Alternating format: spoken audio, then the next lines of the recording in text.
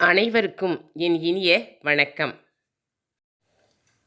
வேலூர் மாவட்டம் அணைக்கட்டு வட்டம் கந்தநேரி கிராமம் வேளாளர் வீதியில் எழுந்தருளியுள்ள அருள்மிகு வள்ளி தேவசேனா சமேத அருள்மிகு கந்தசாமி திருக்கோயிலுக்கு அஷ்டபந்தன மகா கும்பாபிஷேக பெருவிழா நடைபெற்றது.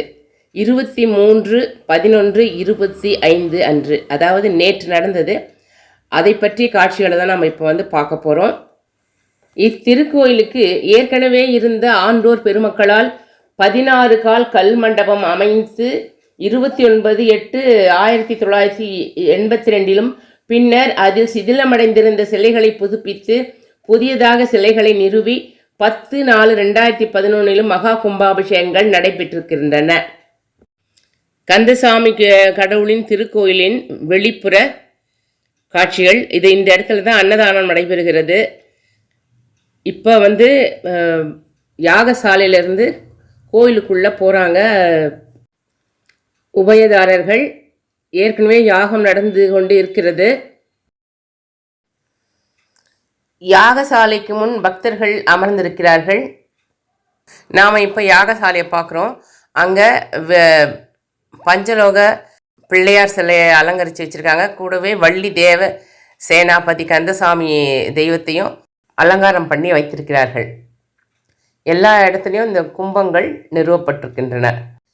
காலை முதல் கும்பாபிஷேகம் நடந்து முடியும் வரை இங்கே கைலாய வாத்தியம் இசைக்கப்பட்டது.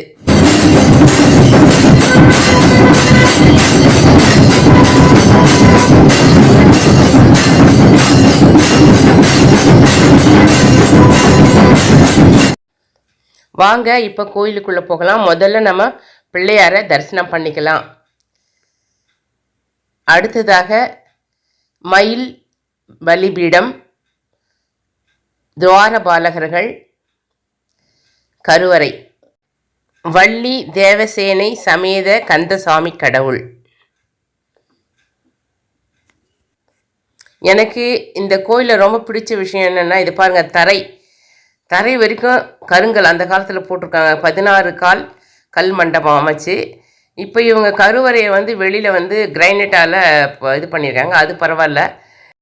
மாடர்ன் தரைகள் தான் வழிக்கு விழறதுக்கும் பல விதமான நோய்கள், கால் நரம்பு இழுக்கிறது, அந்த மாதிரி நிறைய நோய்களுக்கும் வழிவகுக்குது. கோயிலுக்கு ஆரோக்கியமாக இருக்கணும், அக்குப்ரெஷர் கிடைக்கணுன்றதுக்காக தான் அந்த காலத்தில் நம்ம முன்னோர்கள் பாறையில், அதாவது கருங்கல்லில் தரையை போட்டாங்க. இப்போ சுற்றி வரோம். இப்போ இதில் ஒரு முக்கியமான விஷயம் பார்த்திங்கன்னா, இந்த கருவறைக்கும் சுற்றி வர இடத்துக்கும் இடையில் ஒரு அகலமான இடம் குழிவாக இருக்குது. அந்த காலத்து பெரிய பெரிய கோயிலெல்லாம் இப்படி தான் இருக்கும். இவர் தான் சித்தர். இந்த கோயிலில் முதல் இது நிர்வாணம் பண்ணினது தவ திரு மௌனகுரு சுவாமிகள். அவர்களுக்கு இது வரைக்கும் ஃபோட்டோ வச்சு மட்டும்தான் வழிபாடு நடந்ததான். இப்போ தான் முதல் முறையாக சிலையை நிர்மாணிச்சிருக்காங்க.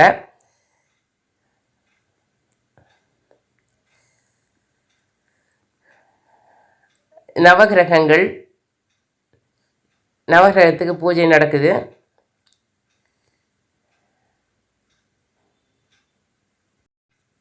அவ்வளோதாங்க. கோயிலை நாம் உட்பிரகாரத்தில் சுற்றி எல்லா சுவாமிகளையும் தரிசனம் செய்துவிட்டோம்.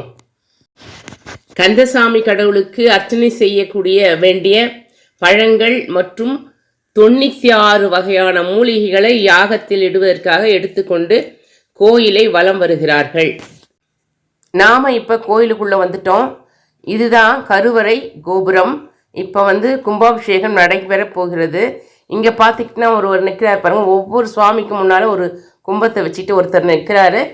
அங்கே மேலே கும்பாபிஷேகம் ஆன உடனே இவர்கள் இந்த சுவாமிக்கெல்லாம் கும்பாபிஷேகம் பண்ணிடுவாங்க. கையில் கும்பம் வச்சுட்டு இருக்காங்க. மக்கள்லாம் ரொம்ப ஆவலோடு தண்ணீர் தன் மேல் விழ வேண்டும் என்று காத்திருக்கிறார்கள். கும்பாபிஷேகம் நடைபெறும் பொழுது என்னால் வீடியோ எடுக்க முடியல. மழை மாதிரி மேலே தண்ணி தெளித்தாங்க. அதனால் அந்த வீடியோ எடுக்க முடியல. நான் கோயிலுக்குள்ளே இருந்ததுனால வெளிப்புறத்தையும் எடுக்க முடியல. ஆனால் இன்னும் ஒரு 48 நாளைக்கு மண்டலாபிஷேகம் நடைபெறும். ஆகினால நீங்கள் இது ஒரு சித்தர் இருந்த இடம், அவர் ஸ்தாபித்த கோவில் என்பதனால் இதுக்கு சக்தி மிக அதிகமாக இருக்கிறது என்று சொல்லுகிறார்கள். அதனால் நாம் வேண்டியதெல்லாம் இதில் கண்டிப்பாக நடக்குது அப்படின்னு சில பேர் அங்கே சொன்னாங்க. அவ்வளோ சக்தி வாய்ந்த கோயிலாம். இந்த கோயிலுக்கு எப்படி போகணும் அப்படின்னா, வேலூர்லேருந்து போகும்போது சாய்பாபா கோயில் வருது இல்லைங்களா, அதை தாண்டின உடனே ஒரு ரைட் கட் கொடுத்தீங்கன்னா அங்கே இருக்கவங்க யாரை கேட்டாலும் இந்த கோயிலுக்கு வழி சொல்லிடுறாங்க. எல்லாருக்குமே இந்த கோயில் தெரிஞ்சிருக்கு. அதனால் நீங்களும் போய் பலனடைந்து வாருங்கள் என்று கேட்டுக்கொண்டு இந்த பதிவினை நிறைவு செய்கிறேன். மீண்டும் ஒரு நல்ல பதிவோடு உங்களை சந்திக்கும் வரை உங்களிடமிருந்து விடைபெறுவது வேலூர் காந்திமதி. நன்றி, வணக்கம், வாழ்க வளமுடன்.